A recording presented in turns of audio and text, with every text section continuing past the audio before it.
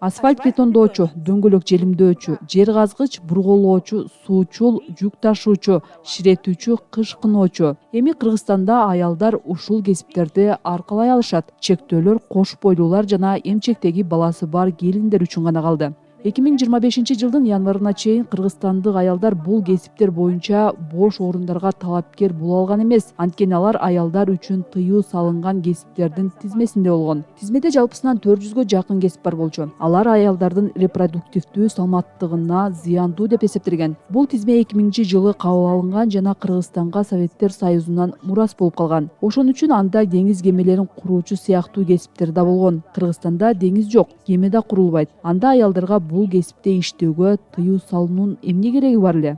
Активисттер менен укук коргоочулар көп жылдар бою бул тизме аялдарды басмырлай турганын айтып, тыюуну алып салууну талап кылып келишкен. Алардын бир нече жүйөсү бар. Биринчиден, техникалык прогресстин аркасы менен Советтер Союзунан бери көптөгөн кесиптер коопсуз болуп калган. Мисалы, бурголоо иши. Бүгүнкү күндө бул процесс толугу менен автоматташтырылган. Жабдуулар дайыма техникалык тейлөөдөн өтүп, коопсуздук талаптарына жооп берет. Бирок бурголоочу болуп эркектер гана иштей алган. Эгер айрым кесиптер дагы деле ден соолукка зыян бойдон калган болсо, алар аялдарга да, эркектерге да бирдей эле зыян. Башкысы жынысына карабай, адам өмүрү баарынан баалуу. Аялдар деле эркектер сыяктуу тигил же бул кесипти тандоого толук укуктуу. Экинчиден, тыюу салынган башка көптөгөн кесиптер сыяктуу эле бургулоочунун да айлыгы жакшы. Башкача айтканда, Кыргызстанда аялдарды кесип тандоо укугунан гана эмес, көбүрөөк акча табуу мүмкүнчүлүгүнөн да ажыратып келишкен. Үчүнчүдөн, бул тизме Кыргызстандын конституциясына жана эл аралык макулдашууларга карама каршы келген. Анткени аларга ылайык эркектер менен аялдар бирдей укуктарга жана мүмкүнчүлүктөргө ээ болушу керек. Гендердик эксперт Жанна Араева тизменин жокко чыгарылышын гендердик теңчилик жаатындагы маанилүү жана керектүү жетишкендик деп атады. Бирок ал Кыргызстанда чечилиши керек болгон дагы башка көптөгөн көйгөйлөр бар экенин белгилейт.